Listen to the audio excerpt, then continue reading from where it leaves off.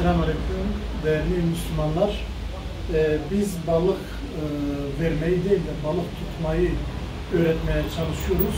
İnsanların kendi yaşasını çıkarabilmesi için çoluk çocuğuna minnetsiz bir şekilde ekmek götürebilmesi için meslek öğretiyoruz.